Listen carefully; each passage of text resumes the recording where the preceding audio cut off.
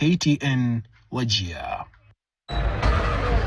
Bila shaka nilikuandalia taarifa hiyo awali ambapo tulikuwa tumezuru maeneo mbalimbali na vile vile kufuatilia ziara hiyo ya Rais William Ruto katika eneo lile la Habaswein ambapo aliweza kuzindua miradi hiyo. Lakini je, wakazi wenyewe wa eneo hili wanahisi vipi kuhusiana na shughuli hii kubwa ambayo itakuwa inafanyika hapo kesho? Manake taifa la Kenya liko hapa, kaunti zote 47 ziko katika kaunti hii ya 008 tayari kuweza kusikia hotuba za rais, kwa sababu hapa pia kutakuwa kuzungumziwa masuala ya elimu. Ninaye mmoja ya wakazi na mmoja ya viongozi kutoka eneo hili. Hebu tueleze hisia zako kuhusiana na taifa kuja hapa kusherehekea sherehe ya madaraka.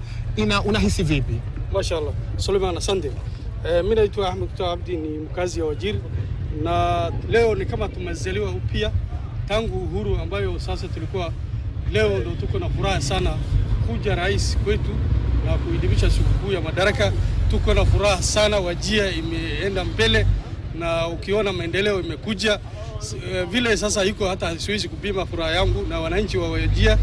Rais ameenda kusuru sub county mingi na ingine anaongojewa kuzuru tena. Kwa hiyo vile tuko hapa sahihi, furaha yetu haiwezi kuhesabika. Ni kama Wajir imezaliwa leo.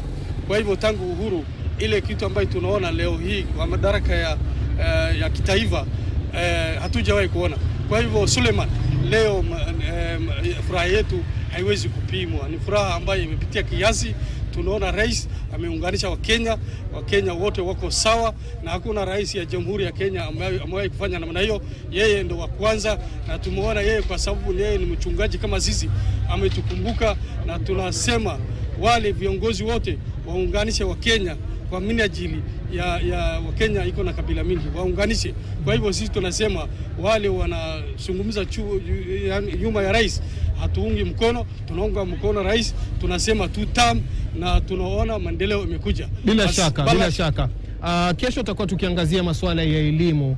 Kwa kiwango gani unahisi eneo la kaskazini limetengwa kielimu, hususan tukiangazia wakati wa mashambulizi? Walimu kutoka maeneo mengine walikuwa hawataki kuja katika maeneo ya kaskazini. Mashallah, Abbas, sasa ukiangalia ni kama Kenya nyingine sisi tuko na, kwa sababu tuko na chuo kikuu ya walimu, tuko na chuo kikuu nyingine.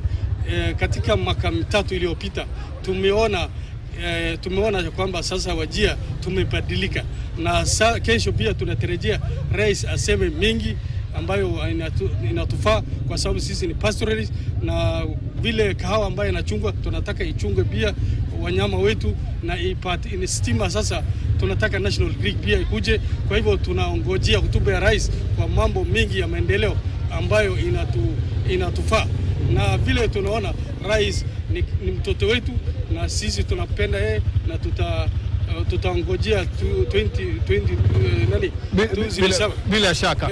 Karibu sana mzee wangu. Asante sana. Karibu sana mzee wangu. Kwa umri wako umekaa miaka mingi katika eneo hili. Sherehe kama hizi kufanyika kwa mara ya kwanza katika miaka 63 tangu Kenya kupata uhuru inamaanisha nini? Bismillahirrahmanirrahim. Kwa majina mimi naitwa Mohamed Ghani Osman. Mimi ni mkazi hapa Wajir, na wakati ya ujana yangu nilikuwa nimefanya kazi huko Kenya Navy kama marine engineer. For the past 63 years, mwaka 63 iliyopita, sisi tumewachwa nyuma, tumesahaulika kama mkoa wa Kaskazini Mashariki. Lakini wakati Rais Ruto aliingia mwaka jana, ndio wakati wa kwanza alitoa mambo ya vetting ya kipande. Alikuwa tunapaguliwa hata kupata kipande. Ni rais ya kwanza ambaye ametoa hiyo mambo ya vetting, na tumefurahia sana. Ya pili, tumeona maendeleo yameanza kuingia hapa. Barabara inaanza kutengeneza ya lami kutoka Isiolo na kuja upande hii. Barabara nyingine inatoka hapa Tarbaj ikielekea huko Mandera, na mambo kama hayo. Kwa upande ya elimu tulikuwa nyuma, lakini tangu rais aliingia tulipata walimu karibu 180 vijana wa hapa ambayo wameajiriwa. Hii imeinua mambo ya elimu juu kabisa. Kwa hivyo tunasema Rais Ruto na rais wa kwanza kukumbuka na kuunganisha North Eastern Kenya ama Northern Kenya na Kenya wengine, na tunasema asante sana bwana rais, tunashukuru. Asante sana. Nipokee mwingine Mkenya kwa jibu moja tu. Unajihisi vipi sherehe hizi zinafanyika hapa? Kitu ya kwanza jihisi vizuri ya kwamba hii ni mara ya kwanza Madaraka Day inafanyika katika eneo la kaskazini mashariki.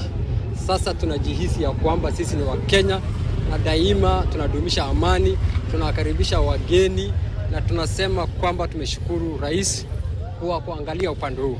Ukiangalia mambo ya miradi tuko sawa, kiwanja imejengwa ya kimataifa na sasa tuko katika map ya Kenya. Asante sana.